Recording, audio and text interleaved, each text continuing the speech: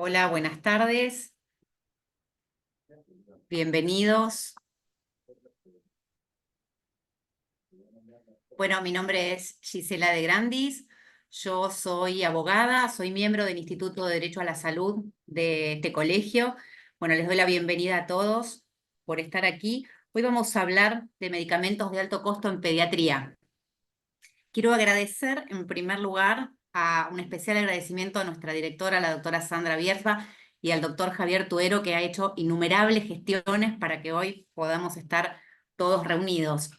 El tema que nos convoca es reflexionar acerca de los dilemas que traen aparejados en el derecho de la salud los medicamentos de alto costo. Cuando pensaba en esta jornada, la extensión del derecho de la salud que va aumentando cada vez más con el tiempo y la escasez de los recursos sanitarios nos coloca en una situación bastante dilemática. Tenemos pacientes vulnerables, ¿no? Siempre decimos el paciente en salud es una persona que se encuentra en una situación de vulnerabilidad y cuando lo pensamos en pediatría, el pacientito, como digo yo, pediátrico, es aún más vulnerable. Entonces, tenemos, por un lado, bueno, los pacientes y la familia de esos pacientes y por el otro lado, los profesionales de la salud que deben o intentan dar alguna respuesta. Entonces, frente a un sistema tan complejo, nos pasa hoy en la actualidad, yo además me toca trabajar en un hospital, en el Hospital Rivadavia de la Ciudad de Buenos Aires, y muchas veces veo, ¿no?, niños que padecen enfermedades crónicas, que se encuentran internados con criterio de externación y que no pueden externarse por no tener condiciones mínimas de vivienda, ¿no? Y entonces estas cosas son las que me llaman, me invitan y quiero compartir con ustedes, ¿no? Reflexionar hasta dónde, ¿no? Los operadores judiciales, los profesionales de la salud, cuál es el límite, cuáles son los criterios para poder acceder a las prestaciones de alto costo, sin perder de vista, por supuesto, ¿no?, que el centro del acto médico siempre va a ser el paciente y el paciente, el niño paciente y el respeto a su dignidad. Así que bueno, hoy nos van a ilustrar dos expositores que a mi juicio son brillantes. Vamos a contar con la presencia de la doctora María del Carmen Perea y el doctor Elian Pregno.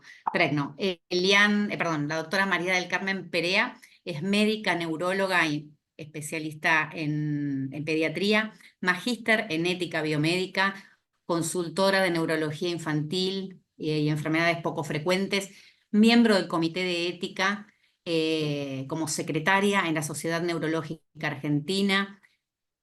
Es miembro del Comité de Ética de la Sociedad Argentina de Pediatría y del Comité de Ética Asistencial del Hospital Samic Cuenca Alta, Cañuelas, provincia de Buenos Aires. Ha recibido diversos premios, Accessit en Congreso Panamericano de Mujeres Médicas en el año 2006. Ha sido distinguida por ejemplo y estudio de enfermedades poco frecuentes en Brasil en el año 2015 y en Chile en el 2016. Ha escrito innumerables publicaciones y ha sido expositora en congresos nacionales e internacionales. La doctora Martínez Perea nos hablará del uso racional de medicamentos de alto costo, aspectos bioéticos relacionados en enfermedades poco frecuentes. Bueno, María del Carmen, te cedo la palabra, Bueno, bienvenida y es un gusto tenerte hoy acá. bueno, muchas gracias. A ver si sale todo bien.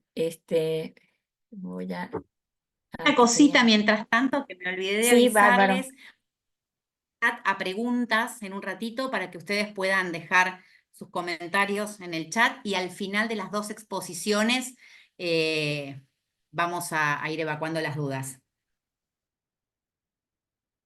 Muy bien. A ver, este está abajo. Ay, no sé. Dar. Sí, se me fue. Este. Este es el que voy a. Perfecto. Lo tengo acá en la pantalla. ¿Está?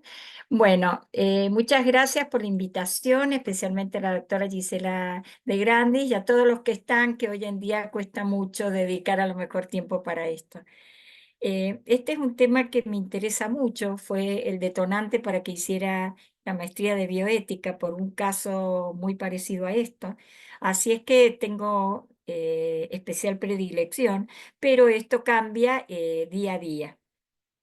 Así que he tratado de actualizar todo lo que he podido. Voy a compartir la pantalla. Bueno, lo de hoy va a ser la parte de medicamentos de alto costo en pediatría, los dilemas éticos. Y lo mío lo he actualizado, me he tomado el atrevimiento, Gisela y todos los presentes, porque es uso racional de medicamentos de alto precio. Está de moda decir de alto costo. Hay diferencias semánticas que no las voy a tratar, pero bueno, les digo para estar actualizados ustedes también. Y son especialmente los aspectos bioéticos que van a estar relacionados con estas enfermedades poco frecuentes, que es generalmente las que se llevan la mayor parte. Las enfermedades poco frecuentes, si las decimos en cifras, sabemos que un 30% causan la mortalidad en niños menores de 5 años. Fíjense lo importante que es para pediatría y además el diagnóstico precoz. El 80% de ellas son generalmente de origen genético y tienen un compromiso en la infancia cerca del 50% a 60%. Hay un retraso en el diagnóstico de 3 a 5 años. ¿Y por qué se llaman poco frecuentes? Porque tienen una prevalencia de 1 cada 2.000 personas y muchas veces hasta cada 5.000 habitantes.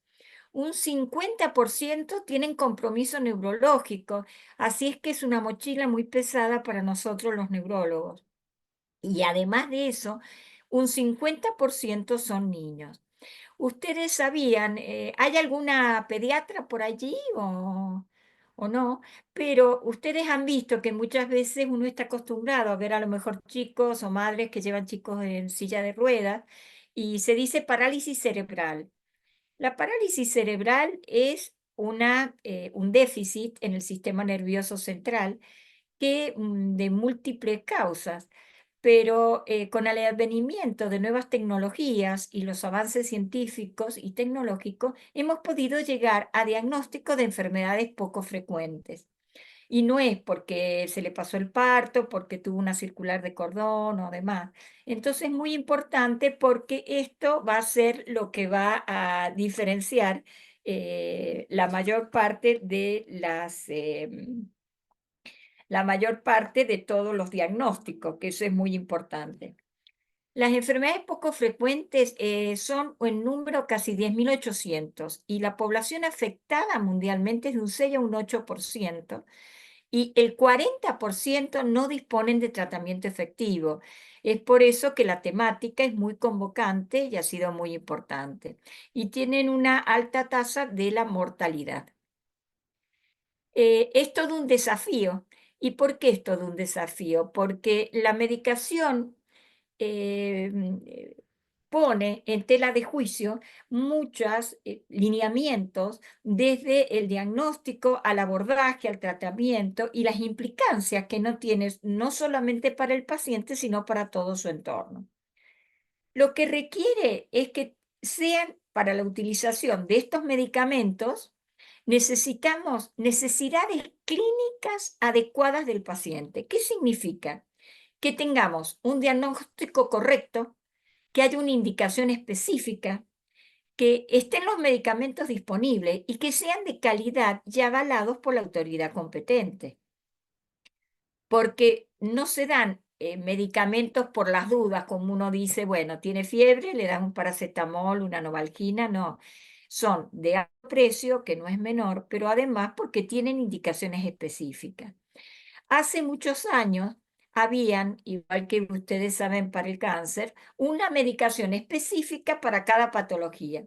Que hoy se sabe que los que comparten muchas veces determinadas moléculas o hay alteraciones enzimáticas comunes, pueden compartir un medicamento. Entonces eso hace una gran variabilidad y una gran disposición. Pero ¿qué es lo que pasa? Cuando el paciente no lo tomamos en cuenta, porque acá tenemos que tomar en cuenta que la toma de decisiones es compartida. Y por más que uno quiera inferir o ser paternalista y dar un tratamiento, lo tiene que hablar con el paciente. Y además nos tiene que asegurar la adherencia al mismo. ¿M? Si no es él, ya sea niño o adulto, el cuidador o el que esté allí. Hay que ver la posibilidad real para el paciente y la comunidad y administrarlo durante un periodo adecuado. ¿Por qué esto es importante? Porque mi experiencia ha sido que muchas de estas enfermedades detienen con estos medicamentos disponibles. No hago tanta mención con lo de alto precio. Son medicamentos de muy difícil a lo mejor conseguirlos, son muy complejos como la patología. Y va más allá del precio. Yo lo que consigo con este tratamiento es mejorar la calidad de vida, detener la involución en las diferentes áreas, en los diferentes sistemas del organismo, y también eso repercute grandemente o más en el núcleo familiar. Entonces, estos tratamientos muchas veces llegan a una PUC, es decir, mejoran la calidad de vida, muchas veces se estacan, lo mantienen, y ese mantener es como una métrica también para decir que no siguió evolucionando la enfermedad, es decir, que le hizo efecto y le hace efecto. Y muchas veces después ya es inexorable la involución, porque a lo mejor una de las teorías es que las reservas que uno tiene por ahí se han podido terminar. ¿En cuáles pilares nos apoyamos en la atención primaria de la salud para hacer estos diagnósticos? ¿Por qué? Porque les acabo de decir que cuando uno toma una medicación, tiene que tener un diagnóstico correcto, tiene que tener un compromiso.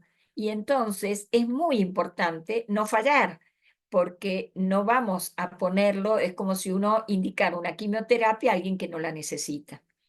Entonces, las estrategias que uno utiliza para estos casos es mejorar el acceso y la comunicación.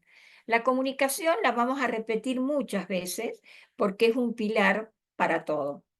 Sostener con los recursos adecuados la oferta de servicios con un concepto de redes integrales de salud. Los que muchas veces han transitado por la parte de salud, con la experiencia personal de un familiar, propia o no, se dan cuenta de que esto es muy difícil. En la vorágine que estamos hoy, muchas veces no podemos comunicarnos de unos a otros y las especialidades que intervienen no se comunican. Entonces, vamos a hacer un esfuerzo muy grande para dar un medicamento de alto precio, vamos a hacer un esfuerzo muy grande para ayudar a este paciente a que se acepte esto, pero si después no podemos sostenerlo, todos los especialistas que estamos alrededor de ese paciente cae en una bolsa rota. Y adaptarse a las necesidades de su contexto y factores personales. Adaptarse a las necesidades de su contexto. No todos tienen el mismo contexto, no todos piensan igual sobre la salud, sobre el beneficio que hay. Y decíamos que la comunicación era uno de los pilares que tenemos como gran fortaleza. ¿Y cuál es? La comunicación con un gran factor que es la intimidad y la privacidad. Es decir, la comunicación con el paciente. ¿Se imaginan que tener un tipo de estas enfermedades poco frecuentes es como si se viniera la noche? Es como si se viniera la noche en lo cual una persona de vivir de una determinada forma va a cambiar su forma de vivir y como si eso fuera poco, toda la familia cambia. La parte laboral, la parte económica, la comprensión del padre, la comprensión de la madre, el equilibrio en la parte laboral. Es decir, que se necesita, antes de hacer esta comunicación, es necesario saber y conocer cuál es la privacidad de esa persona, la personalidad, cómo está dada y todo, para después ver cómo hacemos. Ustedes habrán visto que, por ejemplo, para un trasplante hay una lista de trasplante y dicen, bueno, ¿qué condiciones tiene? ¿Tiene agua potable? Cuando termine, nosotros nos vamos a jugar enteros para darle el riñón que es compatible. Lo hemos elegido y cae en bolsa rota si después no nos vamos a asegurar que va a estar en un ambiente donde no se va a infectar y va a poder seguir y va a poder volver al hospital para los controles. eso hay que hacerlo con mucha privacidad y con respeto a la persona, ¿no? Porque si no, se desencadenan conflictos emocionales. Me ha pasado y muchas veces me gusta decir los errores para que no los repitan, pero ese respeto de la dignidad, el respeto de si hay otras personas con las mismas enfermedades y todo. Ustedes saben que en la antigua Roma, cuando venía el comunicador o el emisario y le traía una mala noticia al rey, le daba la mala noticia y después lo decapitaban, ¿no? Entonces tenemos que saber que hay que tomar recaudos para que esto no pase. Porque uno cuando se comunica está como este grafiquito que he puesto, en donde yo estoy hablando de árboles y a lo mejor uno piensa en un árbol pequeño, un árbol grande, en invierno. Es decir, muchas veces tenemos que saber qué es lo que uno transmite y qué es lo que la otra persona entiende. En este circuito de medicamentos de alto costo en la República Argentina, hay un circuito que es muy importante, desarrollado por esta doctora Laura Alejandra Lloso de la Universidad de La Plata, que hizo su tesis de maestría.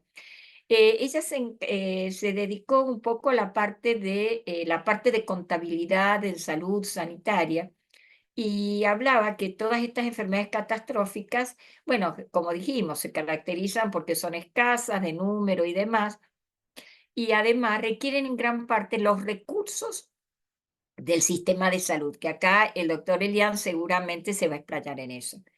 Requieren técnicas específicas para garantizar estabilidad y seguridad en su uso. Fíjense estas dos palabras, estabilidad y seguridad. Muchas veces dicen, no, me cansé de tomarlas y las dejo. Por supuesto que los pesco y las llevo o se devuelve o pasa a otro paciente. Es todo un lío más cuando se ha hecho un largo camino para llegar al Ministerio de Bienestar Social. Entonces, las conclusiones, en la actualidad la Argentina cuenta con diversos modelos de gestión para estos medicamentos. Es prioritario realizar una selección adecuada de las enfermedades. Gracias a Dios ya salió todo lo que es la lista, el listado de las enfermedades poco frecuentes, que antes se llamaban enfermedades raras, ER, pero era estigmatizante porque encontraban una persona rara y uno pensaba en no sé, el jorobado de Notre Dame o un enanismo, pero es de poco frecuente, rareza por su frecuencia. Y hay guías de práctica terapéutica y medicamentos necesarios para su tratamiento. Entonces, todas estas investigaciones requieren un marco bioético, porque acuérdense que la ética es la que estudia, ¿no?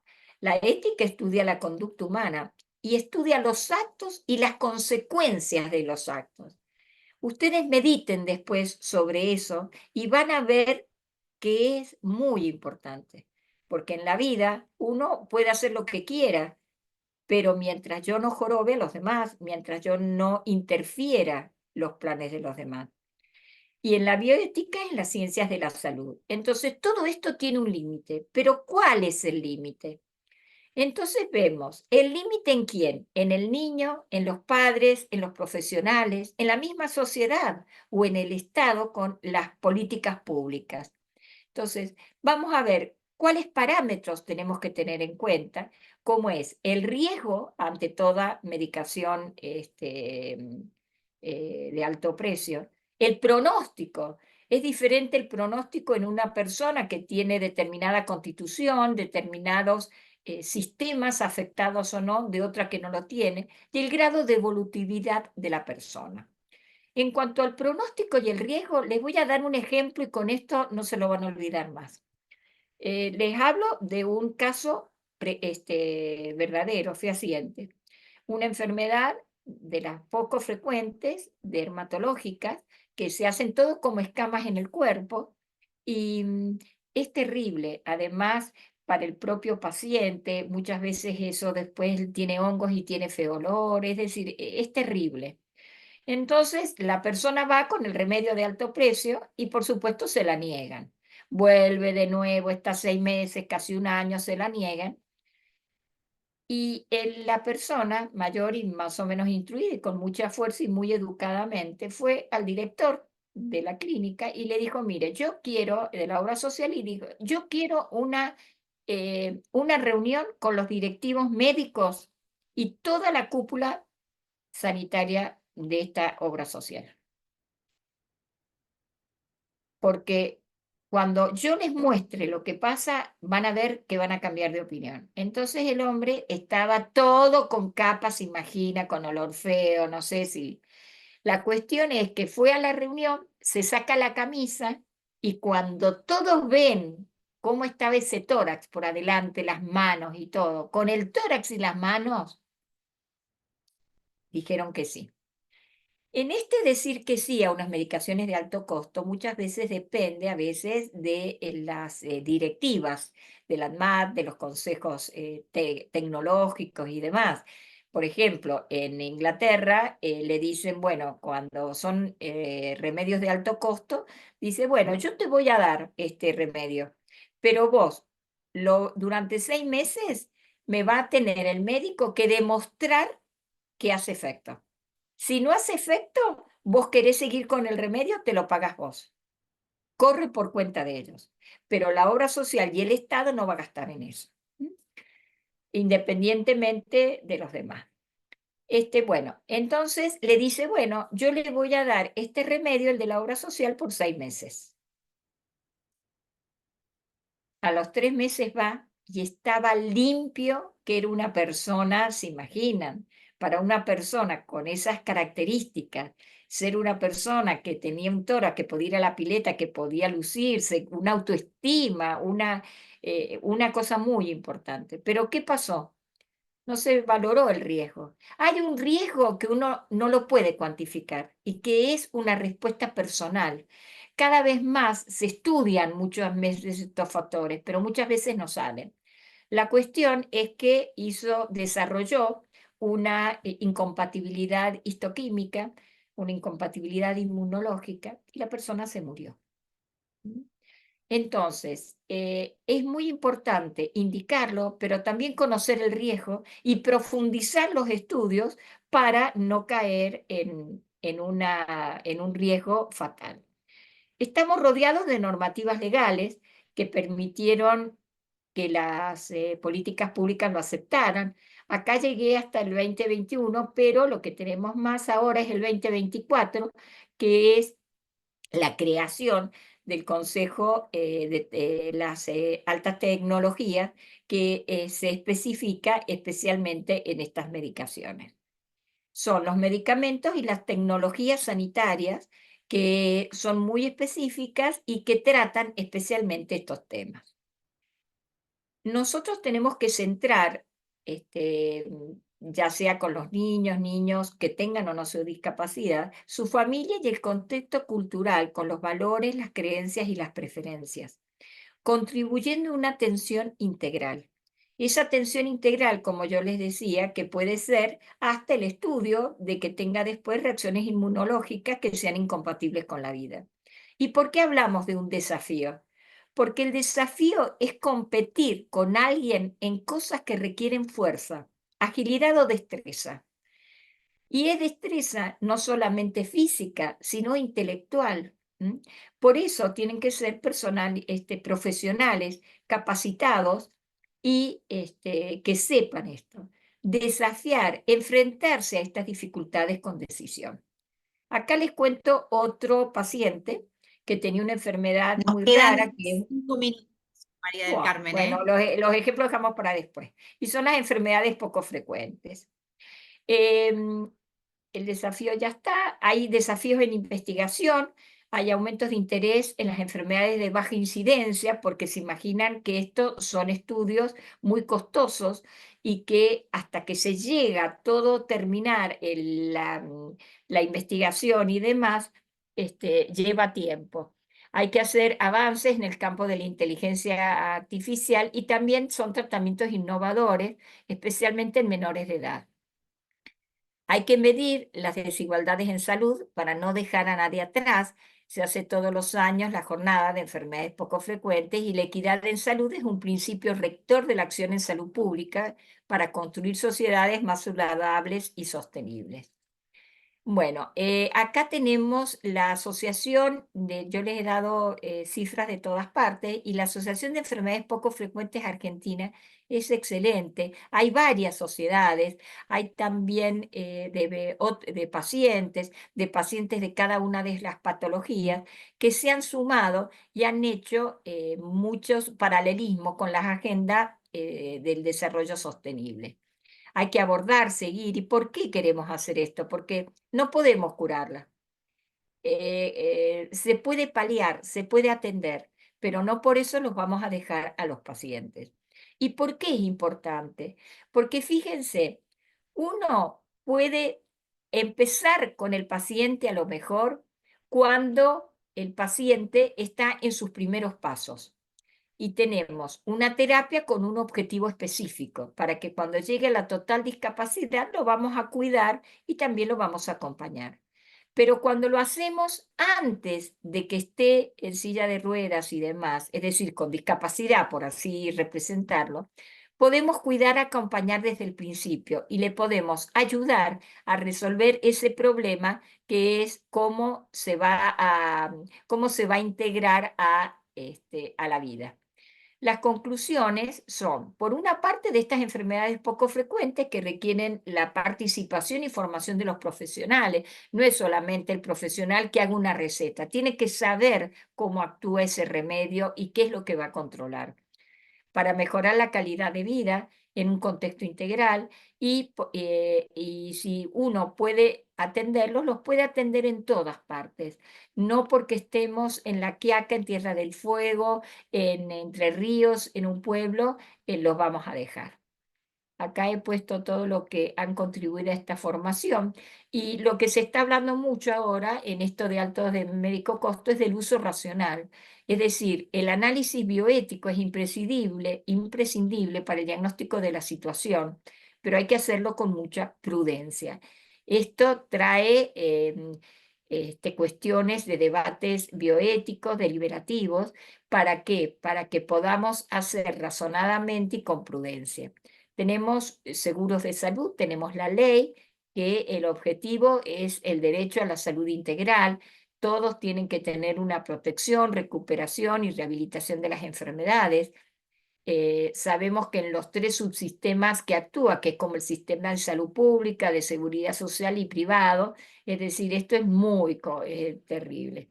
Y el acceso a los medicamentos es como unas piezas de un rompecabezas, en donde vemos que se hace una selección y uso racional de la medicación. Tiene que ser de precio asequible. ¿Por qué tiene que ser tan caro a lo mejor en Argentina y en otros lugares tener menos costo? Tiene que tener una financiación sostenible y los sistemas de salud tienen que tener también suministros fiables.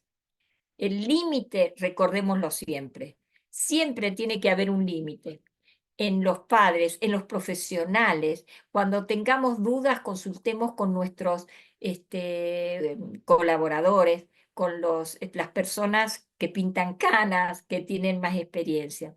Conclusiones de la medicación de alto precio. Para abordar esta temática se requiere el enfoque de la bioética, quien orienta a los profesionales, implica estrategias de políticas públicas o privadas, permite un marco de equilibrio entre la beneficencia, la justicia y evita la maleficencia, dejarlo, pero siempre decirle al paciente que aunque no esté con ese medicamento o no tenga acceso, lo vamos a cuidar.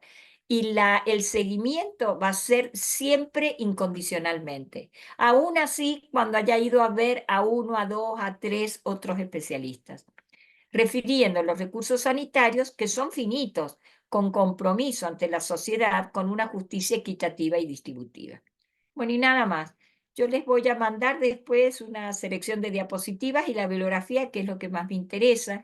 Y para esto siempre acuérdense de publicar en mayor, menor medida, lo que puedan, hacer jornadas con la parte familiar, porque estas jornadas comunitarias permiten un sostén y un acompañamiento en donde la palabra de una familia que lo está pasando le llega mucho más al paciente muchas veces que nuestro propio discurso. Bueno, muchas gracias. He terminado. Pienso que hemos terminado a Muchas, tiempo. muchas gracias, María del Gracias. Carmen. Excelente exposición, clarísima. Hay un montón de comentarios y preguntas en el chat que las vamos a compartir al final de las exposiciones. Y ahora vamos a presentar al doctor Elian Pregno. Elian es abogado, es doctor en el área de filosofía del derecho, docente de grado y posgrado de la Universidad de Buenos Aires, de la UCES, de la Universidad Católica de Pernambuco, Brasil, profesor titular del doctorado en Ciencias Jurídicas de la Universidad Nacional de La Matanza, entre otras. Es investigador en el área del derecho de la salud y la bioética y es autor de numerosos artículos de investigación y también autor de capítulos de libros. El doctor nos hablará de todo para todos y gratis, coordenadas para la inviabilidad de un sistema de salud. Bueno, bienvenido, Elian. Muchas Te gracias, cedo la muchas gracias. palabra. Muchas gracias por la invitación en la persona de la doctora Gisela de Grandis. Quiero agradecer al colegio, al colegio de abogados, al colegio de abogados de San Isidro, también allí donde está la doctora Biersma, el querido doctor Bobato, ¿no? El doctor Fulvio Santarelli, bueno, muchos amigos hay allí que yo creo que me invitan por eso, porque en el fondo son amigos, por eso invitan, porque si no van a decir, ¿para qué vamos a escuchar a este tipo que va a decir una... ¿Qué es lo que va a decir este tipo ahora? Entonces, si me permiten también, yo no iba a compartir pantalla, lo iba a hacer a capela, y le pido a la doctora de Grandis que por favor sea implacable con el uso del tiempo, ¿no? Son apenas unas 6 o 7 filminas, dice el tipo y se le cayó la edad. Bueno, de verdad quiero agradecer mucho, quiero agradecer mucho la invitación, y ustedes me van a decir si se ve bien. ¿Sí? ¿Se está viendo bien? Perfecto, se ve Bien. muy bien. Entonces, brevemente, y a partir de ahora sí, que me cuente el tiempo, a ver si podemos compartir algunas ideas. Cuando Gisela me invitó, me encantó el tema, me pareció que era oportuno, que era pertinente, eh, que es necesario. Eh, entonces me entusiasmé. Y el título, cuando tenía que pensar un título para la exposición, dije, bueno, ya lo tengo el título. Y está en un artículo que se llama exactamente así: todo para todos y gratis, inviabilidad para cualquier sistema de salud. Y yo acá les pido que hagamos el ejercicio de abstraernos. A veces somos muy provincianos, y lo digo porque yo soy de una provincia, pero somos muy ombliguistas en pensar que esto tiene que ver con alguna situación política particular. Esto es porque ahora está antes estaba la otra, después vino el otro. No, no, no, esto no tiene... Hablamos de inviabilidad del sistema sanitario si no se reúnen determinados requisitos. O mejor dicho, se vuelve inviable un sistema cuando queremos garantizar todo para todos y gratis. Vamos a tratar de explicar qué es eso de todo para todos y gratis. Con la voz todo, con el término todo, con el vocablo todo, intento sintetizar, ¿no?, con una sola palabra, al conjunto de prácticas de intervenciones preventivas, diagnósticas y terapéuticas que el imperativo tecnológico permite hoy para tratar la salud humana. Repito, con la voz todo, estoy intentando conglobar al conjunto de intervenciones preventivas, diagnósticas y terapéuticas que el imperativo tecnológico nos permite alcanzar a la hora de tratar de atender la salud humana. Para todas las personas, es decir, un criterio de justicia sin acepción, reconociendo una igualdad entre todos y cada uno, sin introducir ningún criterio distintivo, y gratis no hace falta que lo explique, es decir, sin pagar. El problema es que me parece que es tramposo hablar de gratuidad. Y hoy lo estamos escuchando mucho, ¿no? Es que la salud es gratuita, que la educación es gratuita, y acá hay que decir, primera cuestión, esto no es verdad. Yo pido disculpas porque esto va a quedar grabado y tal vez lo escuche algún niño y yo le rompo la ilusión. Pero Papá Noel, el ratón Pérez y los Reyes Magos son unos impostores y ninguno de ellos se apersonó nunca para cumplir lo que promete. Eso no existe.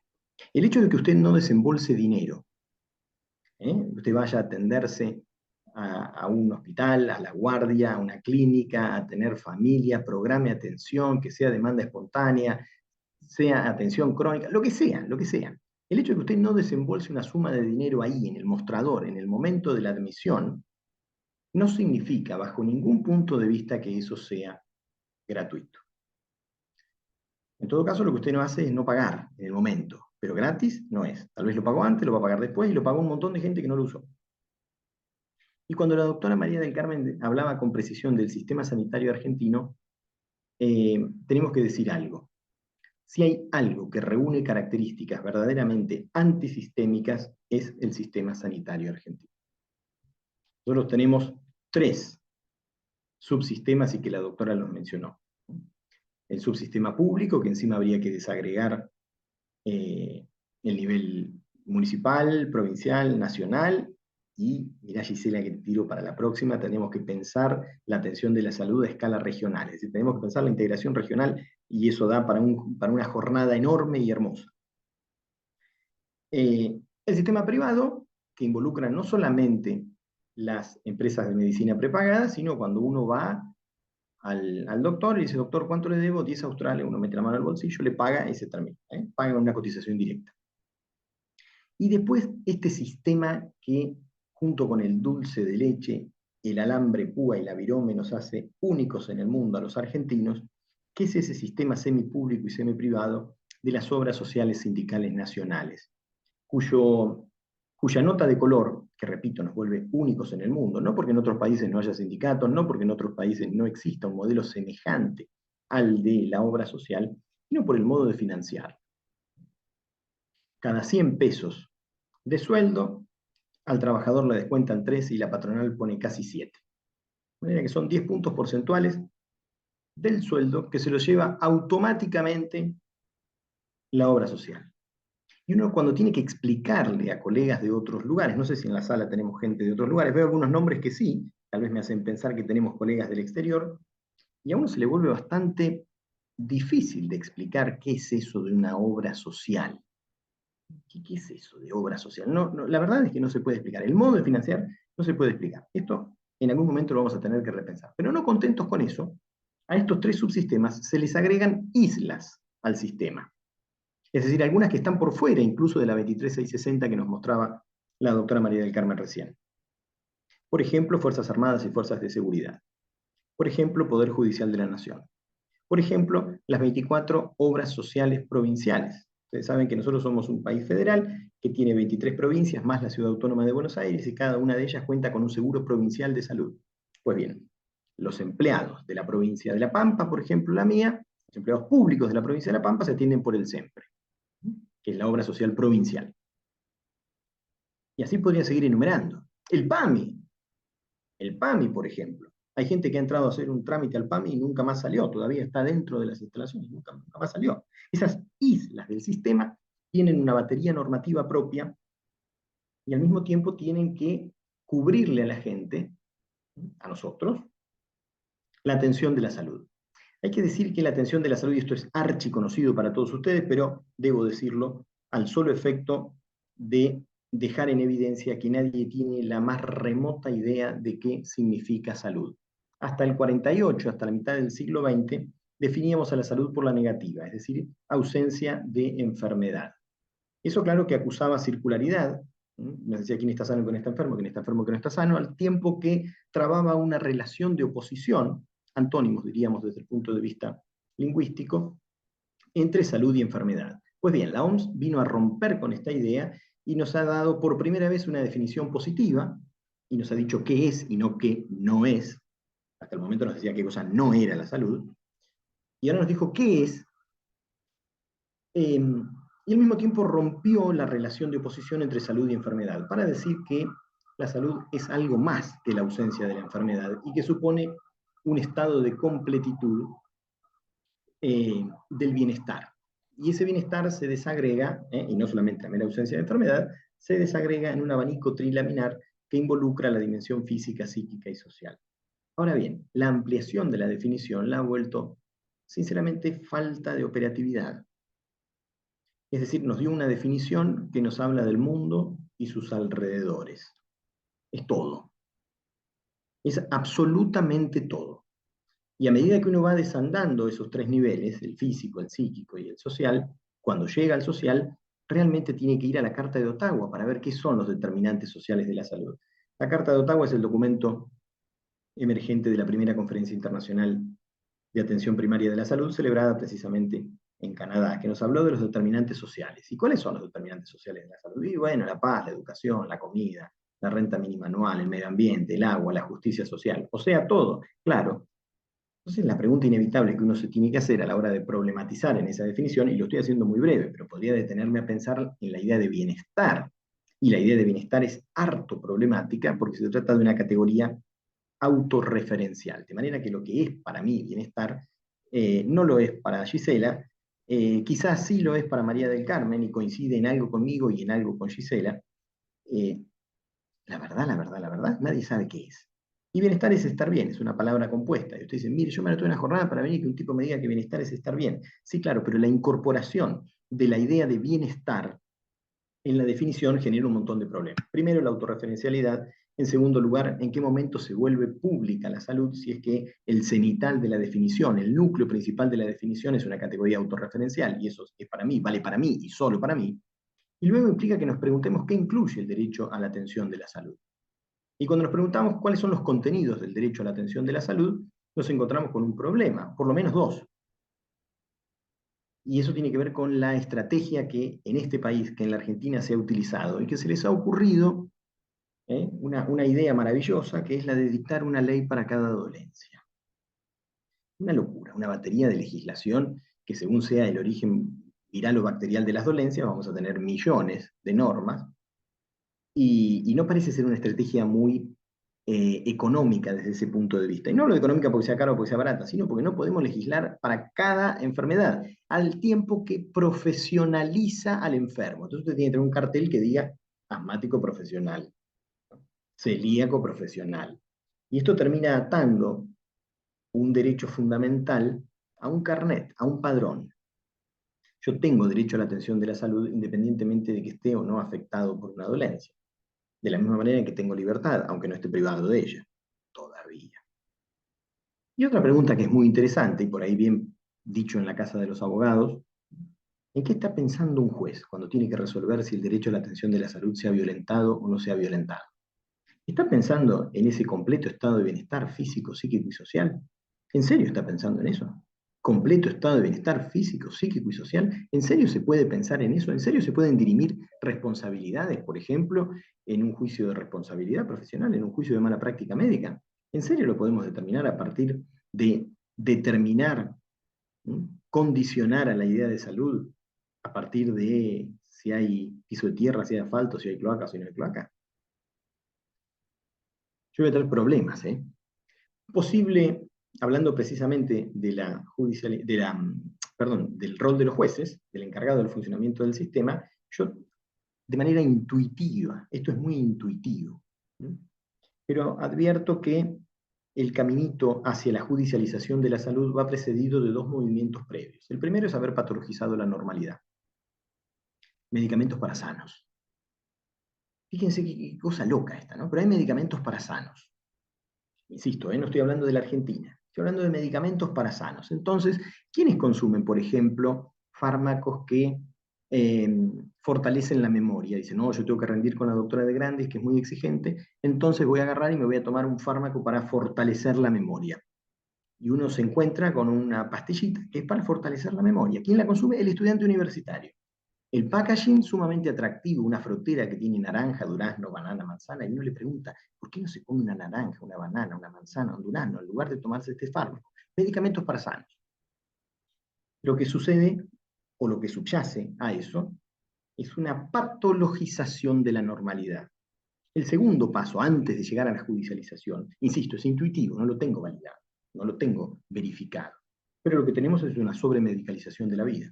Claro, como hemos patologizado lo que es normal y no nos bancamos cosas que son normales, hay un estudio muy interesante de la Sociedad Americana de Cardiología, que debe tener ya unos 10, 12 y quizá 15 años, que habla de el sexo químico y el consumo de energizantes, de vigorizantes sexuales entre los jóvenes, entre jóvenes de 18 y 25 años. Es decir, chicos que no sufren de disfunciones eréctiles, pero que no soportan la refractación, algo que es normal, ¿ves? Ahí viene esto que estoy diciendo, la patologización de la normalidad. Luego, si tenemos más patología que normalidad, tenemos que medicalizar. Entonces, ¿qué terminamos haciendo? Sobremedicalizando. Y luego, cuando tenemos pastilla para todo, ¿qué es lo que hacemos? Cuando yo voy al médico y me dice, Chelia, aflojale a la suprema napolitana con papa frita y caminá por lo menos 20 minutos por día, porque se te está yendo el colesterol. Che, no tenemos una pastillita para esto. ¿Por qué? Porque Elian quiere seguir comiendo suprema napolitana con papa frita y no quiere caminarse los 20 minutos. ¿Qué quiere? Quiere la pastillita que le compense, y que el colesterol se lo devuelva a la normalidad para seguir viviendo como vive. Claro, ahora cuando necesito la pastillita para esto, para el ácido úrico, viste que te regalan el pastillero. Cuando cumplís cierta... ¿Cómo sabe uno que está viejo? Cuando le regalan un pastillero. Cuando te regalan el pastillero, en ese momento te recibiste de viejo. Y entonces, claro, para poder tomar todos los medicamentos que necesitas, tenés que judicializar y tenés que ir a buscar. Pero hay más todavía. La salud es un bien que se compra y se vende en el mercado y estoy siendo descriptivo. ¿Qué quiero decir con esto? Se compra y se vende salud. Hay empresas oferentes que venden, que comercializan salud. Y yo no tengo problema con que la gente gane plata. Atención, yo no estoy haciendo aquí un juicio moral sobre esto, estoy haciendo apenas una descripción. Y el problema es que somos pobres. Y aquí viene lo que les decía. Un sistema que garantice todo, para todos, y en condiciones de perfecta gratuidad, conduce a la inviabilidad, acá y en Cafarnaúm, ahora y en cualquier momento de la historia. No se puede todo para todos y gratis porque desconoce una pauta fundamental que es la escasez de recursos. No hay para todo. Entonces esto implica que elijamos. Y ya les dije que no estoy de acuerdo con esto de andar ampliando el PMO. El PMO, para los amigos que son de afuera, es el programa médico obligatorio, llamado mínimo decente, podemos decir. La canasta básica de prestaciones en materia sanitaria, podríamos decir. Nuestro PMO es la canasta básica de prestaciones, aquellas que el Estado se ha obligado a cubrir, las obras sociales, que tendríamos que explicarle a los amigos de afuera qué son las obras sociales y las prepaga, y a eso están obligados a cubrir. Pero claro, como acá se nos ha ocurrido dictar una ley para cada patología, artículo 1, declarar la lucha contra el Hitrilipi, artículo 2, garantizar los fármacos contra el Hitrilipi, artículo 3, de forma. Nadie sabe de dónde van a salir los fármacos, nadie sabe si efectivamente el Hitrilipi está o no está incluido como una dolencia. Eso no es una dolencia, pero tenemos una pastilla, hay uno que la vende, hay que ir a comprarla. Esto lo tenemos que pensar. Y no se puede ampliar la canasta básica de prestaciones a piacere. No se puede hacer esto. Precisamente porque los recursos son limitados. Y no estoy haciendo un discurso de la escasez.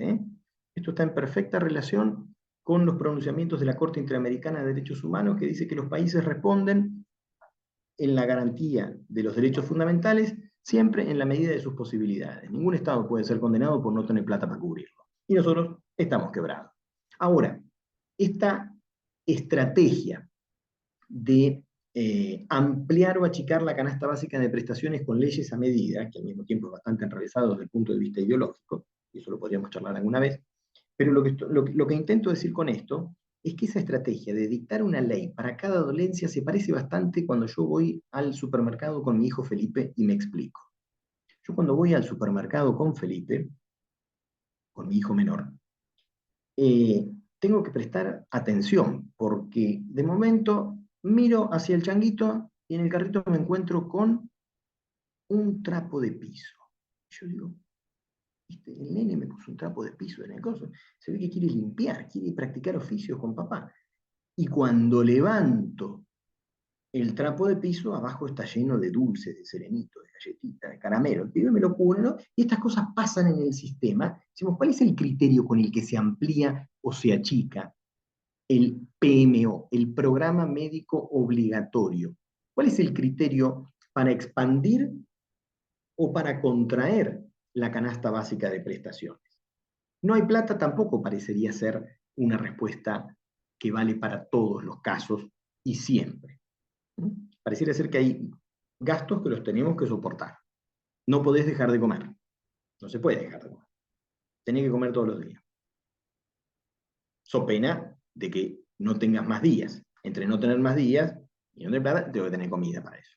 Ahora, el PMO tampoco lo podemos maniobrar a piacere y tampoco lo podemos agrandar porque el país de al lado lo tiene o porque tenemos un conflicto de intereses y que también habría que dedicar un día, una jornada para ver la expansión del PMO a instancias o a punta de conflictos de intereses. Yo les voy a contar algunos de los criterios que yo pensé y ustedes me van a poder decir, este me gusta, este no me gusta, este sacalo, este ponelo.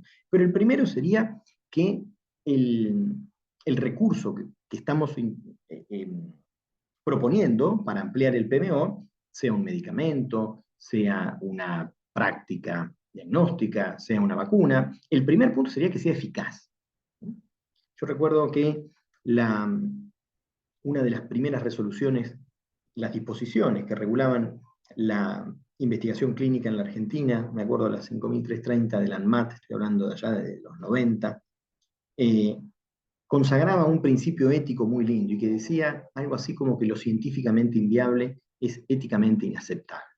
Eso que estaba puesto expresamente, ese principio que estaba consagrado expresamente en la 5330, creo que reunía, decía, mire, de lo primero que tenemos que ver es si esto es eficaz o no, es decir, si esto sirve o no sirve. Primera cuestión. El fármaco, ¿tiene eficacia probada? ¿Sí o no? ¿Sirve para lo que queremos tratarlo? ¿Sí o no? Primera cuestión. Segundo, que sea seguro, porque malo sería que yo pregunte, che, pero, le digo a María del Carmen, che, pero ¿esto sirve? ¿Esto es efectivo?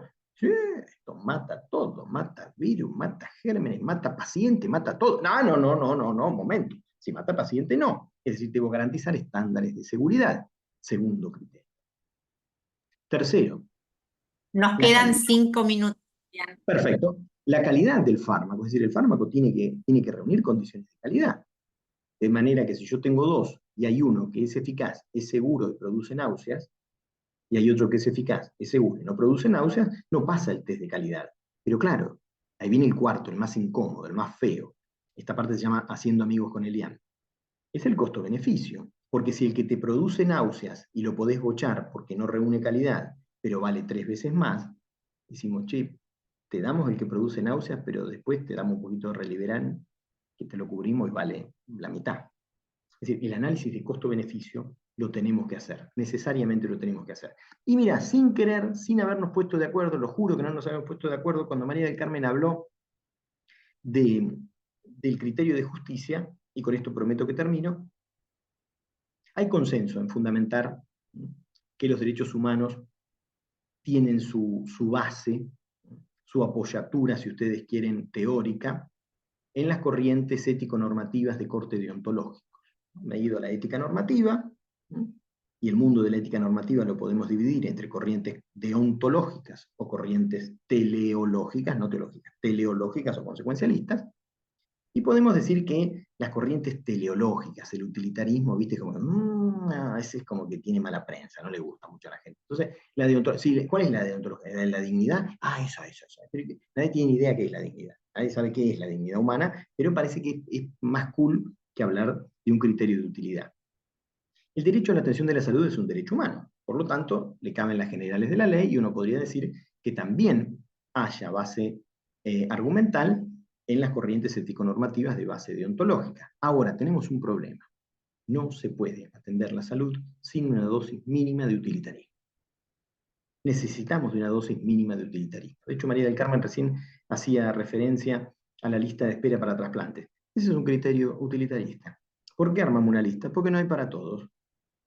Y uno podría decir, caramba, ¿cómo? Entonces atienden a la salud, atienden el derecho a la atención de la salud de la gente, en este caso para los que necesitan un trasplante con una lista. Sí, a nadie se le ocurrió ir por la inconstitucionalidad, pero si usted está 500 en la lista, el otro está 1300, el otro está 30 y el otro está 3, usted está jerarquizando el acceso. Ese es un criterio utilitarista. Tan utilitarista como cuando te subís al avión y te dicen que si se despresuriza, automáticamente se descuelgan unas máscaras para que uno pueda respirar normalmente, te dicen. Pero si usted viaja con un chiquito o con una persona con capacidad reducida, primero se lo pone usted y después se lo pone al chiquito con el que viaja. Yo antes de haber viajado con mi hijo decía, qué injusticia esa, ¿cómo van a hacer eso? Cuando viajé con Felipe por primera vez entendí. Ese es un criterio utilitarista. ¿Por qué? Porque hay un criterio de optimización. Hay un criterio de optimización. Luego, ¿cómo se garantiza entonces el derecho humano a la atención de la salud con dosis mínimas de utilitarismo si es que haya fundamento en las corrientes ético-normativas de base deontológica y específicamente en la vedette que resulta ser la dignidad? Tenemos un problema enorme y que la intención sería que podamos conversar ahora. No digo que la solucionemos, pero que por lo menos tengamos bien claras las preguntas. Muchas gracias por la paciencia. Gracias, Elian, por tu exposición, muy clara, excelente, y nos deja abierta la puerta para otras charlas, porque realmente no termina nunca este tema, ¿eh? Bueno, tenemos algunas preguntas que tomé del chat, creo que son para la doctora María del Carmen Perea, no sé bien. Mira, algunos en el chat preguntaban si todas las enfermedades que se incluyen como enfermedades poco frecuentes son enfermedades paliativas, es decir, que tienen un destino paliativo.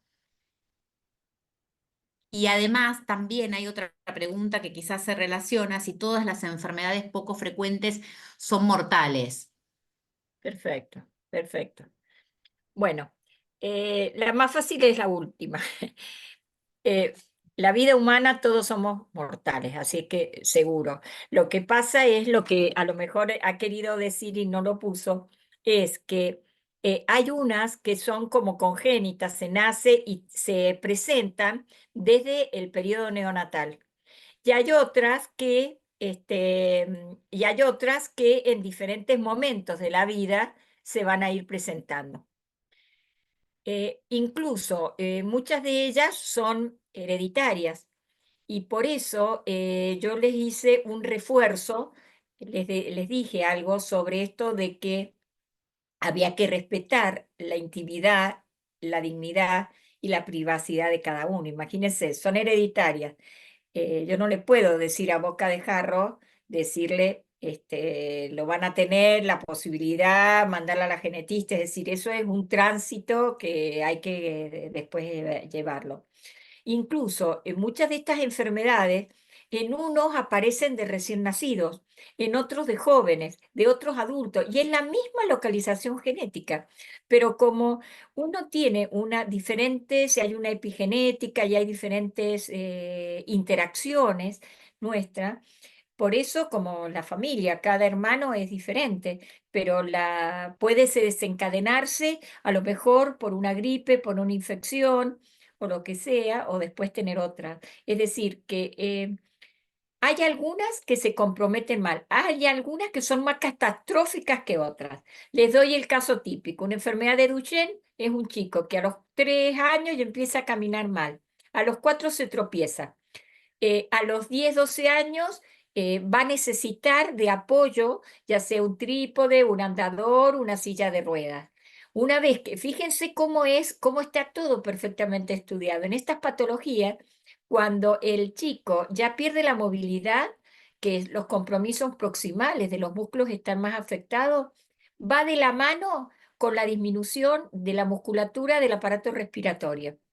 Entonces, se va a infectar más y una persona, ¿por qué se muere? Porque hay un paro cardíaco y respiratorio. Ya con eso les estoy diciendo que se va viniendo la noche. Entonces, cuando el chico lleva la silla de ruedas, ya se están fibrosando los músculos. Entonces vamos a tener que tener, es una alerta y vamos a tener que poner más cosas para hacer kinesiología y demás. Hay otras que son menos catastróficas que otras, hay otras que son incompatibles con la vida, hay algunas que tienen una expresión física, como por ejemplo los tumores en la neurofibromatosis, se hacen como tumorcitos en la piel y es terrible, terrible. Yo no sé si ustedes han visto a alguien, pero es un desagrado, un rechazo que presenta esa persona que es muy difícil sobrevivir. Hay otras, me han tocado niños terribles. La verdad es que ustedes piensen en la inserción psicosocial que es tan importante. Yo que hago mucho la parte neuromuscular y degenerativa, los neuromusculares, cuando un chico en pleno verano viene al consultorio con una campera de jean y yo estoy transpirando, yo digo, este ya tiene la atrofia de los músculos espinales y paravertebrales, porque se pone eso para taparse.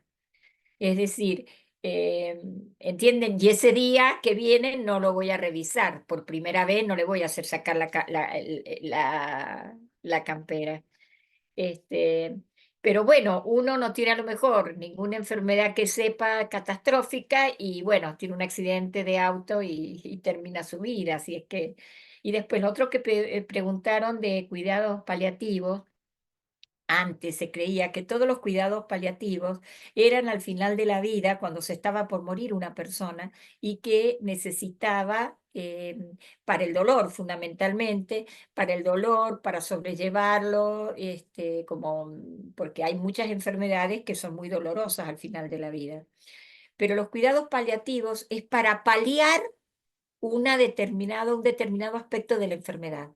Con eso les estoy diciendo que ahora los cuidados paliativos yo los utilizo, los implemento, usando la palabra que ha dicho Eliana, un poco utilitarista, desde que llego a sospechar el diagnóstico en neonatología, porque es muy importante que la madre vea un equipo, que esta interdisciplina nos veamos unos con otros y que los padres o el tutor o la autoridad puede estar ahí detrás de ellos haciendo y viendo que todos estamos hablando, todos los conocemos.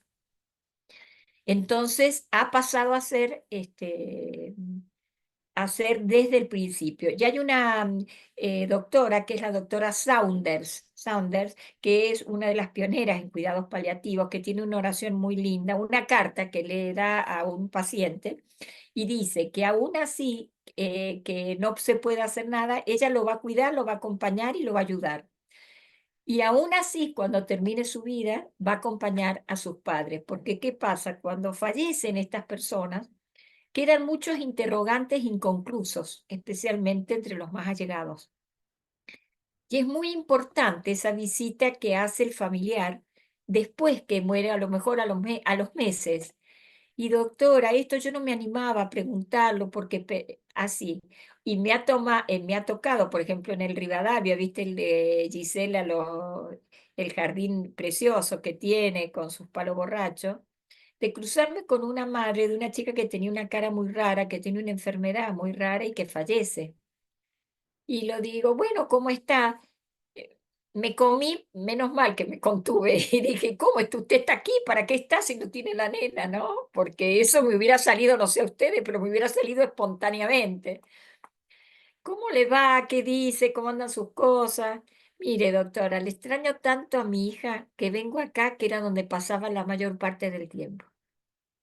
Claro, es un jardín precioso, se había llevado el mate, como para hacer el duelo, ¿no? Para hacer el duelo. Entonces es muy importante que uno tenga ese concepto y sea la especialidad que sea, vaya. Incluso el que sea de cualquier profesión, hasta el doctor Eliana, a los abogados que haya, los vamos a invitar. ¿Por qué?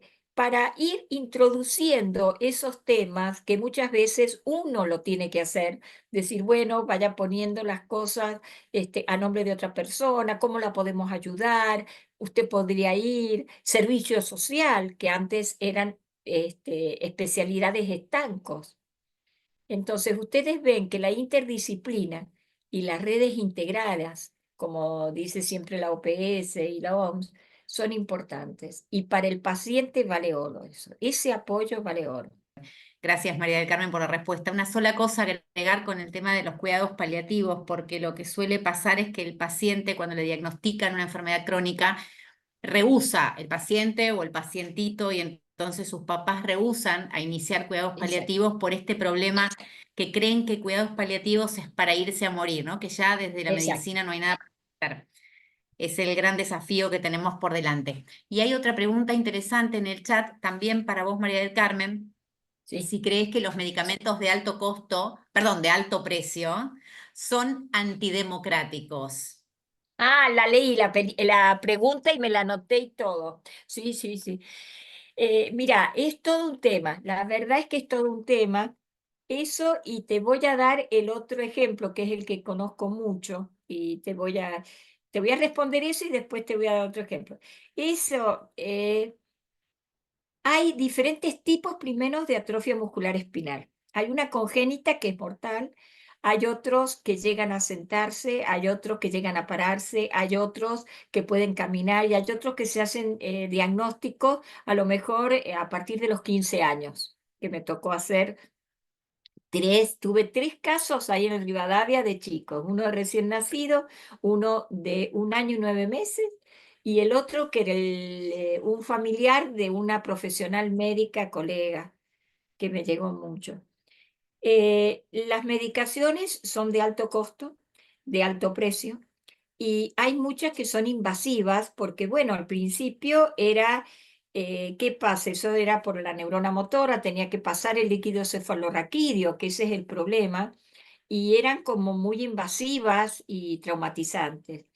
Después se pudo ver que podían hacer de otra forma. La respuesta ha sido muy buena, ha sido muy buena. Y muchas veces uno tiene que responder en el grupo nuestro de especialistas, ¿y a usted le parece que porque levante el dedo así justifica, que es lo que seguramente vos me estás preguntando, justifica una erogación de dinero tan grande cuando nosotros no tenemos, cuando los médicos no les pagan, cuando uno hace consultas gratis? Es todo más de lo que me estás preguntando. Yo lo entiendo también eso. Pero ¿cuál es la solución? Y a lo mejor en eso Lian puede también reforzar. Yo he estado viendo, hay una tesis también sobre eso, de cuáles son las soluciones. Porque si hay una medicación, uno tiene un hijo, tenés algún ser querido, la vas a querer usar, obviamente, vas a mover cielo y tierra. Pero a ver, ¿qué solución se le puede hacer? No recuerdo ahora la bibliografía, pero la tengo por ahí. Es decir, lo que hacen es tratar de decirle, bueno, a ver, todos los países de Latinoamérica, reunámonos y hagamos como un pool para poder tener recursos entre todos y que es como un programa de salud que también está en boga y que estamos escuchando, que se va a hacer como un plan, una organización y demás para esto, porque si no, no hay obra social que aguante una medicación de esas. Y claro, uno puede hacer diagnósticos y todo, pero la solución no es quitarle el remedio, sino tratar de que ese remedio se haga a bajo precio y que pueda ser más accesible. Este, yo pienso que a medida que van pasando los años, antes tenían que traerlo de Estados Unidos o se tenía que ir la persona. Ahora ya se soluciona y se tiene acá y está aprobado por la ANMAT y cuando son los 6 primeros meses, que es otra de las cuestiones. Hay leyes en la parte de ética en investigación que dicen que, por ejemplo, cuando uno da un remedio, están en estudio, en investigación, no se le tiene que cobrar a la obra social. Y es el laboratorio el que la tiene que proveer, porque él es el que tiene que hacer esa prueba y le conviene hacerla para que después pueda tener beneficio a la mayor cantidad de personas y que también el laboratorio pueda solventar los gastos que le demandó todo ese tiempo en hacerlo, ¿no? Entonces hay que buscar salidas, se tienen que sentar, digamos, en una mesa y salud, los de farmacia, todo, y ver qué podemos hacer. Porque los cambios, antes que se morían los niños de esa edad, tan pronto y que ahora puedan retrasar todo eso y puedan tener participación, porque por ejemplo la atrofia muscular espinal, para la que no sabe, se mueren las neuronas anteriores. ¿Y qué pasa? Que son las motoras. La sensibilidad la tienen, pero no pueden mover las piernas. Y a medida que más precozmente aparecen los síntomas, menos puede hacer. Pero el intelecto está normal.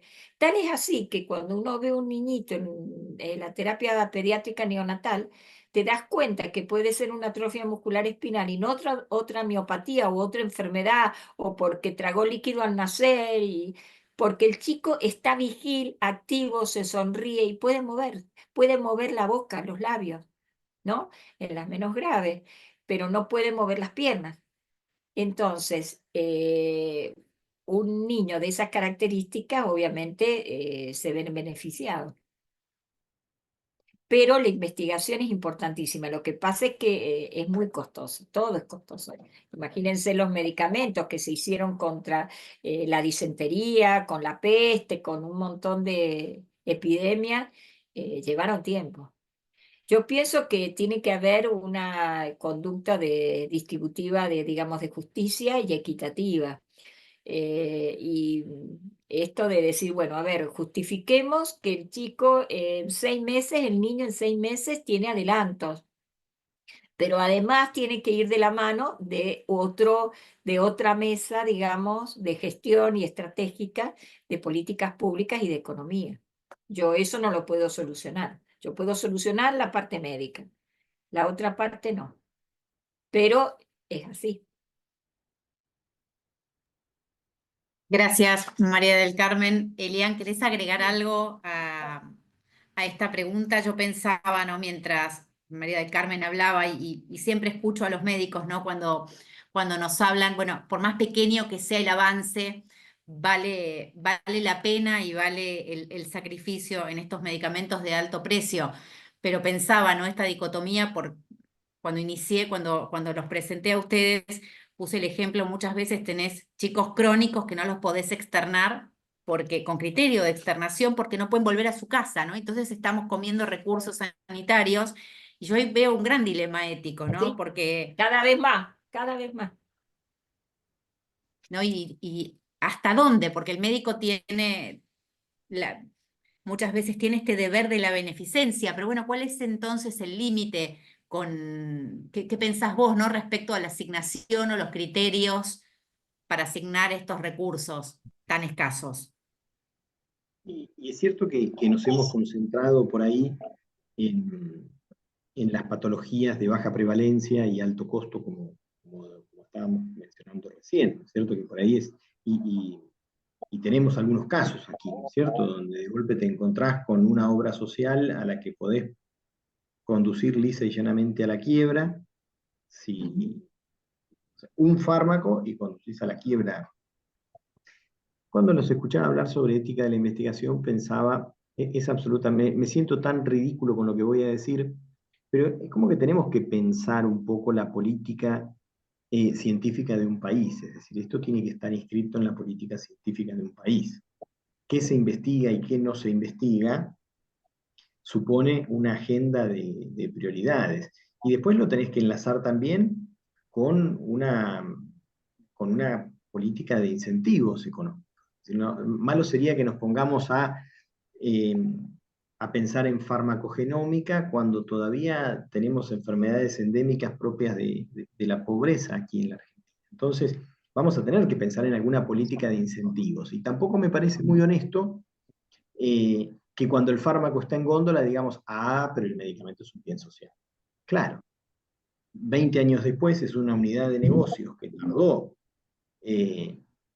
y hay que plantearlo así, es decir, es una unidad de negocios, es una unidad de negocios. Cuando yo empiezo a poner una fichita durante 20 años para obtener el fármaco X, y es lógico que cuando el fármaco X dice, che, está, yo quiera ir y no solamente recuperar la inversión, sino que legítimamente hacerme de las ganancias. Y me parece que funciona, el mundo funciona de esa manera. Ahora, vamos a tener que pensar en una política científica articulada con una política universitaria, ahora que aquí en la Argentina lo estamos discutiendo este tema. Me gustaría que las universidades por ejemplo, no tengan canales de televisión. No sé, ¿no? Ahora viene la parte haciendo amigos con Elian también, ¿no? Pero una universidad con una radio, lo mismo que si la comisaría tiene anexo billutería y el milico vende aros y pulseras. La universidad no tiene que tener una radio. Y si la tiene, que se autofinancie. Qué sé yo. Y no le estoy diciendo que está bien lo que está pasando, está mal lo que está pasando, pero digo, tenemos que pensar que hoy en día una política de investigación científica debe involucrar a la universidad, tiene que haber incentivos económicos, tiene que haber ventajas tributarias para que un tipo vaya a... ¿Y cuál es el sentido de ir a generar fármacos para paliar enfermedades de la pobreza cuando nadie te lo va a comprar después porque no lo puedes pagar? Es bastante obvio lo que estoy diciendo. Es decir, hay alguien que tiene que venir a suplir, tenés que incentivar. Esas sinergias público-privadas, la gobernanza público-privada, me parece que en este punto, sobre todo cuando hablamos de largo plazo, ¿no? Cuando vos decís son 15 años, hasta que la vacuna está, son 15 años. Entonces, hay que pensar muy bien en el largo plazo esto que estoy diciendo, ¿eh? Repito, aquí hay políticas científicas, hay política tributaria, hay política financiera, eh, y indudablemente es una sinergia Estado-privado, ¿no? Hay una sinergia Estado-privado. Y hay que promover una política de promoción y de incentivos. Es inevitable, sobre todo porque estamos hablando del negocio blanco más grande del mundo. O sea, si ponemos las drogas legales y las ilegales, es el negocio más extenso del mundo. Pero pensemos solamente en las drogas legales, y discúlpenme relévenme de toda precisión semántica, todo el mundo sabe lo que estoy hablando. Este es el negocio más grande del planeta, después de las armas. Es el negocio más grande del planeta. ¿Qué pensamos hacer con esto? No, nosotros pensamos que el señor, porque acá hay una responsabilidad social. Y no me parece honesto tampoco que los estados vengan y digan, ahora sí, sí, pero ya está producido, ¿no? Ya está el fármaco en la góndola. Es decir, acá vamos a tener que sentarnos a pensar y eso requiere políticas de largo plazo. Lo último que digo, me permito recomendar un libro, es feo hacer, pero hay un libro que es un ladrillo, ahora que viene el verano, es para, es grandote, después si te aburre lo usas como almohada para dormir la siesta. Pero ya, ¿por qué fracasan los países? ¿Por qué fracasan los países? Por ahí hay demasiados datos, hay demasiados números, por eso digo es que es denso, es pesado, pero ya está todo inventado. Indudablemente aquellos países que tienen apego institucional consiguen mejores resultados que aquellos que no tienen apego institucional. Y esto no tiene que ver ni estado presente, ni no presente, ni te doy, ni me da, no, es apego institucional. Los estados con apego institucional obtienen mejores resultados que los países que no tienen apego institucional. Es decir, te toman en serio o no te toman en serio. Respondiendo a esto que dice Gisela de la asignación de los recursos. ¿Cómo se asignan recursos? Con transparencia. Si vos sos un tipo que deja el tendal en el barrio y no le pagás la cuenta al almacenero, nadie más te da crédito, nadie más te da fiado. Hoy nuestra situación es esa. Clarísimo. Gracias, Elian. Eh, Le voy a dar la palabra a Alan Gobato, al doctor Gobato, que quiere hacer un comentario y luego, si no hay más preguntas, vamos a cerrar la jornada. Quería agradecerle a los dos expositores por sus valiosísimas exposiciones y quería contextualizar mis preguntas, porque fueron, entiendo, dos misiles rasantes a la altura de los tobillos. Y esto viene a razón de que en un amparo que vengo llevando en trámite hace unos años por un niño menor de 2 años que tiene atrofia muscular espinal, Ah, me presentaron como prueba el financiador un informe de un comité de bioética de un hospital comunitario que decía justamente de la antidemocraticidad de la provisión de esta droga. Y esto también tiene que ver, digamos, estos tratamientos ponen en tela de juicio políticas de fondo. políticas de cómo se asignan los recursos y cuál es el rol del Ujú. Estado como garante de la salud y cuál es el rol de los financiadores. Y adhiero a lo que dice Elian cuando sostiene la inviabilidad del sistema, porque el sistema de obras sociales del gremio de zapateros y del gremio de curanderos es absolutamente inviable. Hay un fallo que termina siendo una auditoría por cuerpo de peritos de la Corte de un pequeño prepago de un hospital de la provincia de Córdoba, donde el auditor que hace este informe dice que el prepago en 2 años quiebra con un solo paciente. Y estábamos hablando de la Spinraza, que Ujú. la Spinraza pasó de costar $120.000 la dosis a, después de eso, en menos de un año, a costar $27.000 la dosis. Exacto. Entonces, de que esto es Argentina y que hay precios que son para Argentina y que no son los mismos precios para Brasil o Exacto, para lo el que yo resto decía. Sí. de las Américas. De esto de que tenemos organizaciones del Mercosur, interamericanas, mismo Organización Mundial de la Salud, que tiene su fondo para la compra de vacunas. Creo que, como decía Diane, es un tema a repensar también en una política regional de compra de medicamentos, porque si, el impacto se sabe, o sea, es catastrófico el costo, pero no es la cantidad lo que conmociona, o sea, es de baja incidencia. Entonces, teniendo una alta capacidad de crear un fondo, un fideicomiso o algún otro mecanismo para poder adquirir estos medicamentos o para participar junto con los laboratorios de proyectos de investigación. El Hospital Exacto. Garrahan no quería hacer esta investigación, rechazaba el convenio con la farmacéutica porque no le daba garantía de continuidad. Y después los amparos iban a caer contra el Hospital Garrahan. Eh, Exacto. los sanatorios, eh, en el tiempo de que este niño tenía la cautelar ya dada para que lo inocularan, no querían tener la droga en su farmacia porque las compañías de seguro no cubrían el riesgo si les robaban de su heladera de la farmacia esa dosis. Y esa dosis en ese tiempo costaba lo que un departamento. 2 ambientes de capital hermoso, $120.000. Entonces, realmente pone en tela de juicio a todo el sistema. No, y es un tema que no puede tocarse livianamente. Tiene que realmente sentarse el Estado junto con todos y replantear, porque los sistemas, aún con menor costo o menor precio, otras enfermedades también ponen en riesgo a pequeños efectores, a pequeñas obras sociales. Mismo, el ejemplo claro fue el de las Fuerzas Armadas, que antes estaban 5 o 6 obras sociales de las Fuerzas Armadas y tuvieron que unificarse para ser sustentables. Ujú.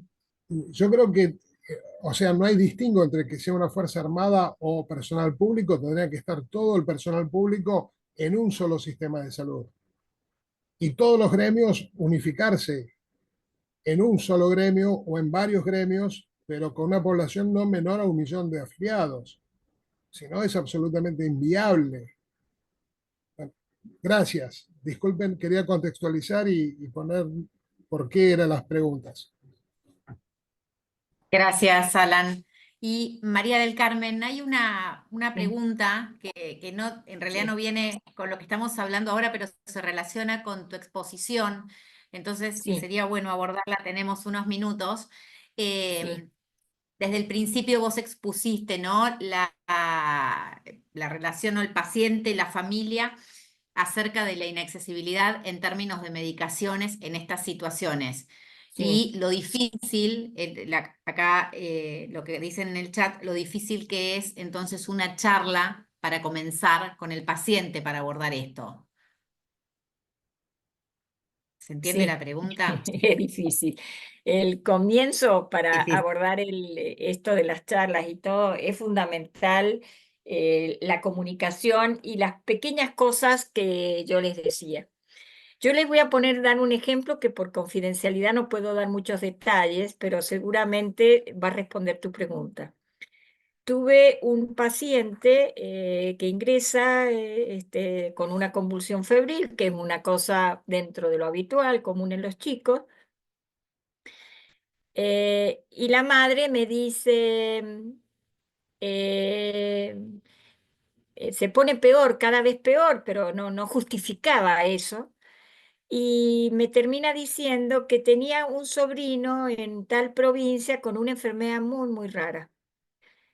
Cuando de alguna provincia, a lo mejor no con tanto acceso a la salud, dicen que se murió de un resfrío, a lo mejor puede ser una enfermedad rara. Pero si ya me dice el nombre y el apellido de la enfermedad, yo paro las antenas y la cuestión es que este chico fallece.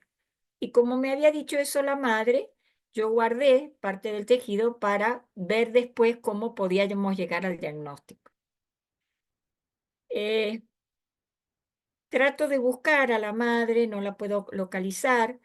Y a los 3 años, en ese entonces me puse a trabajar, a buscar bien esa enfermedad, quiénes lo trataban en el mundo, porque son cosas muy raras y que no se pueden apoyar para hacer investigación. A los 3 años estaba yo trabajando a mediodía, es decir, me llamó la atención la hora que apareció en el hospital. Aparecer en un hospital público a las 2 de la tarde, 2:30, es decir, no quiero que me atiendan. Ya con eso es el silencio o la parte del lenguaje no gestual o gestual solo es una respuesta. Me dice, mire, vengo a ver si el chico tiene este problema. La cuestión es que la hago corta, sospechaba yo, entonces le digo, mire, yo me he estado comunicando y voy a ver qué podemos hacer. En ese entonces, aunque no parezca, yo soy de la época que no había mail, así es que era como correo electrónico y lo tenían algunos. Me fui a la calle Corrientes, a la telefónica y le pedí el correo electrónico. Le digo, mire, soy médica, necesito comunicarme con Estados Unidos. Y bueno, a la media hora que llego a mi casa me llaman de la telefónica y me dice, doctora, ya tiene la contestación. Bueno, era el médico que me ofrecía hacer el tratamiento en ese chico, primero mandándole los estudios y todo, pero en ese tiempo muchos estudios no se hacían como ahora que es el hisopado de la boca o con una gotita de sangre seca. Para mandar los 5 mililitros de sangre del chico y los restos de la anatomía patológica del otro, tuve que utilizar 8 kilos de hielo seco para transportarlo en avión, para prever si aterrizaba mal el avión para que no se fuera a descomponer la muestra. Así que imagínense lo que nos costaba a nosotros en ese tiempo hacer eso. La cuestión es que el médico confirma el diagnóstico y dice, hay que hacer este tratamiento. Acá ese remedio no existía. Él no lo podía mandar de Estados Unidos porque no estaba aprobado por la FDA. Entonces me ofrece, fíjense, ofrece mandar al chico, es decir, que vaya a los padres, y él va a hacer el tratamiento, porque era re importante tener una casuística, es decir, para mejorar, no por el interés científico, digamos, de decir, bueno, tengo más casuística, sino para hacer un estudio serio. A ver, levanten las manos los que tengo acá. Si a ustedes le dan esa oportunidad que es su hijo, ¿ustedes qué hacen? ¿Van a Estados Unidos con el chico todo pago? Digan, sí, no. Tienen los micrófonos deshabilitados, ese es el problema. Ah, bueno, yo no, Pero en el chat todos están poniendo que sí. bueno, exacto, yo haría lo mismo. Y le digo, ese caso me marcó para hacer bioética. Yo, además, lo que me había costado, vieron, en ese entonces no hablaba tanto inglés, ay, me costaba horrores todo. La cuestión es que hago un ad hoc, se llama, un comité de bioética ad hoc, harán 20 años, y les digo, mire, vamos a decirle a la madre porque lo que preguntaste, Gisela, o alguien que preguntó es, ¿cómo abordás el diagnóstico? Esos diagnósticos catastróficos no se abordan si uno no tiene una solución, como muchas cosas en la vida. Si querés triunfar, no eches un agua hirviendo para que se queme. Fíjate cómo se puede solucionar, demos una alternativa. Entonces, los diagnósticos yo los doy cuando ya tengo una red de especialistas más o menos conectados y sé lo que le voy a ofrecer en el lugar que esté. Porque no le voy a pedir a uno que vive en Formosa, en el Chaco, en Santiago del Estero, que venga todos los meses a controlarse cuando no. Entonces, primero voy a armar eso. Entonces, cuando hablé con el de Estados Unidos, lo aceptaba, tendí redes para ver si el padre quería ir porque le iban, la obra social le iban a cubrir, le iban a dar un traslado en el trabajo, imagínense. Yo, yo digo, bueno, yo ya pensaba, ay, yo me voy a colar en el avión y voy y hablo con el de Estados Unidos y así por lo menos aprendo un poco más. Y la madre me dijo que no. ¿Por qué? Porque dijo, miren la sabiduría de una madre que no había hecho mis estudios ni se había devanado los sesos como yo. Dijo, no, doctora, usted me dijo que este chico tiene una enfermedad discapacitante. No hay curación.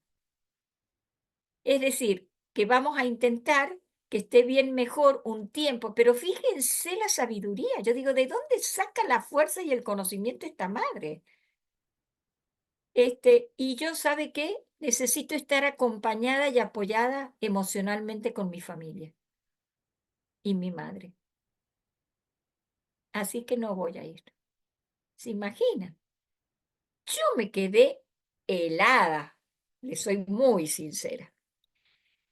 Entonces el de Estados Unidos, que se nota que lo había pensado como yo antes de contestarme, me dijo, doctora, no se preocupe, ese chico necesita el tratamiento antes de que tenga los 3 meses.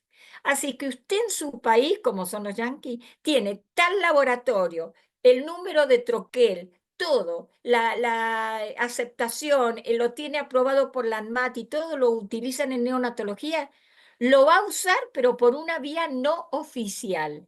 ¿Qué quería decir? Si uno dice que hay que tomar la pildorita, uno la toma. Pero si yo te digo, en vez de la pildorita, te la vamos a poner subcutáneo, no se puede. Me dice, mire, en Alemania hicieron esa prueba y se hace subcutáneo. Esa medicación la va a tener que hacer subcutánea. Yo le voy a mandar la bibliografía, va a tener que ir a hablar con el director del laboratorio, y así lo hice, con toda la bibliografía, estaba el director médico, todo, y expongo, y me dijo el director con una sabiduría muy grande, me dijo, mire doctora, usted va a empezar un tratamiento, pero ¿sabe qué? Le llega a pasar algo al chico y le llegan a hacer una demanda, ni el de Estados Unidos, ni la Santísima Virgen, ni el milagro lo van a sacar al chico y usted pierde la matrícula. Imagínense. Pero tuve un profesor, un maestro, un jefe de servicio que me encantó. Eso la verdad es que son profesores que uno se acuerda toda la vida. Me dijo, yo te acompaño, vamos a ir a hablar a la dirección y yo te apoyo.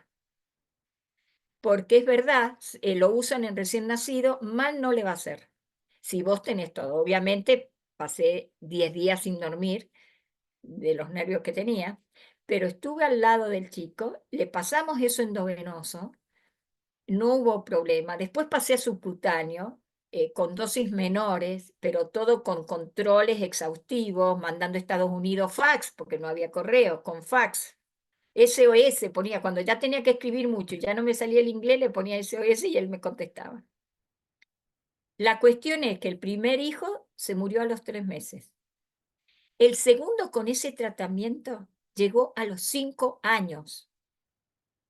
Ese chico se llegó a reír, tengo las fotos, se reía, se podía parar, era como espástico, pero se reía, miraba, tenía una respuesta muy buena. Lo llevé a congresos, todo. Y después hizo como una meseta, que es lo que les quiero decir en estas enfermedades, hacen como, actúan y tienen todo para metabolizarlo porque no podía incorporar un metal a la sangre. Y después se empezó a deteriorar. Y murió. En el entremedio, la madre quedó embarazada. Quiso tener el chico, el padre me dice, mire, no puede ser tan mala suerte. Así que seguro que este va a salir sano. Vendió todo lo que tenía, la silla de ruedas con lo que saben lo que cuesta. Y nació el otro chico. ¿Y qué me dicen? ¿Estaba afectado o no estaba afectado? Como se los cuento, ya les estoy diciendo que sí, que estaba afectado. Cuando salgo de la sala de parto, porque yo había hecho neonatología al comienzo, me mira la abuela y me dice, doctor, ¿es sano? Le digo, mire, lo tengo que mandar a Estados Unidos, no voy a poder saberlo. Me mira a los ojos y me dice, usted sabe, doctora, como yo, que ese chico está enfermo. ¿Y por qué? Por eso hay que actualizarse y estudiar. Porque esa enfermedad altera la pigmentación del pelo y el chico cuando nació tenía un mechón más claro. Así que tenía una certeza muy grande. Y cuando llegó este tercero, volvimos a lo nuevo, es decir, quiere irse a Estados Unidos, esto ya conociendo. La madre dijo, no, doctora, no me voy a ir a Estados Unidos, ni tampoco le vamos a hacer el tratamiento. Que Dios se lo lleve cuando quiera.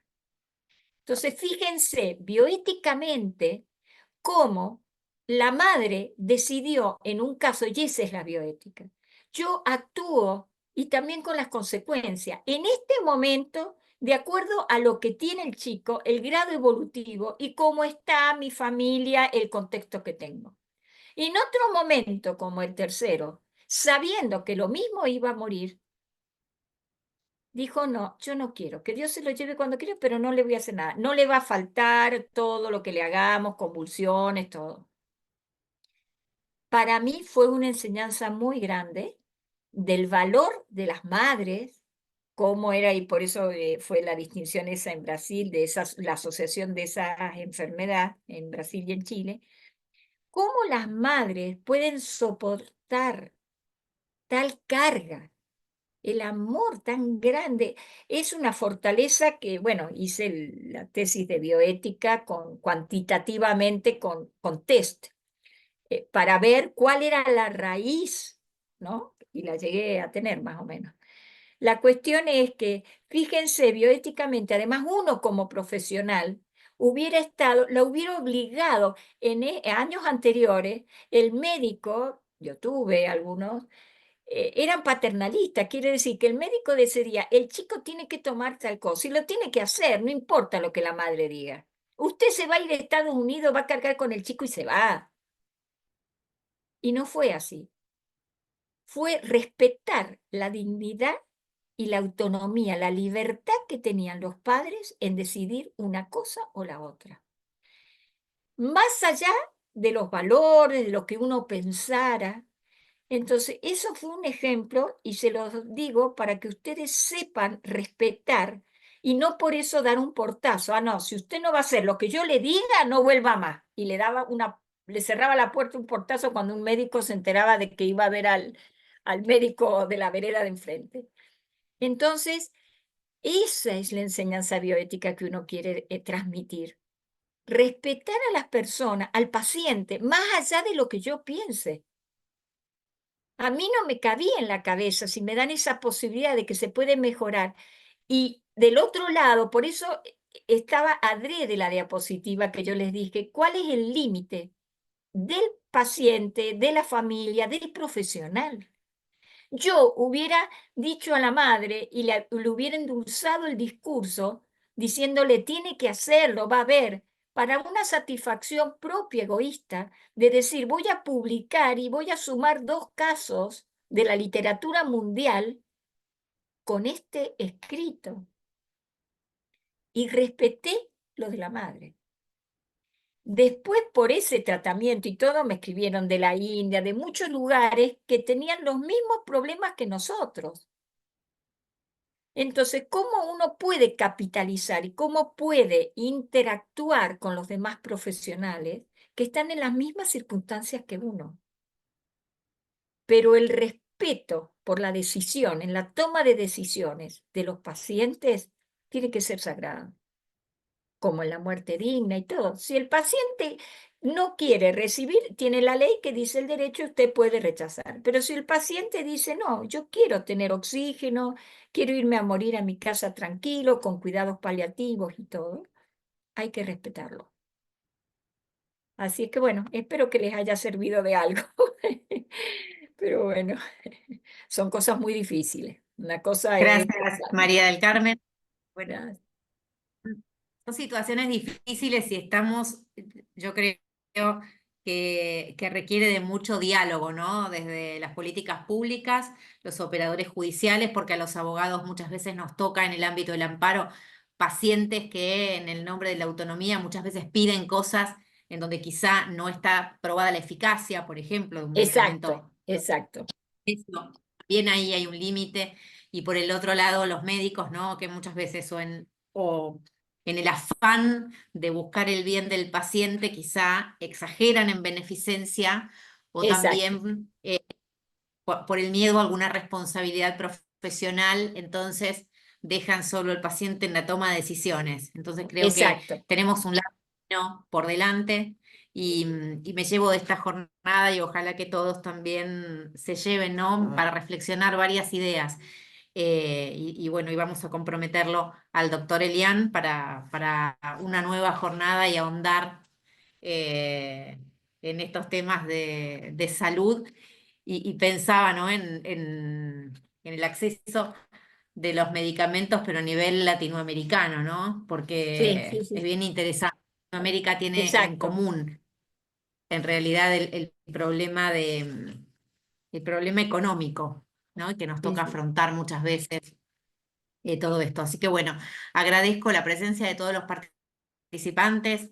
Veo por acá muchos alumnos que nos estuvieron acompañando y espero que les sirva eh, esto también. Y bueno, nos veremos en una próxima jornada.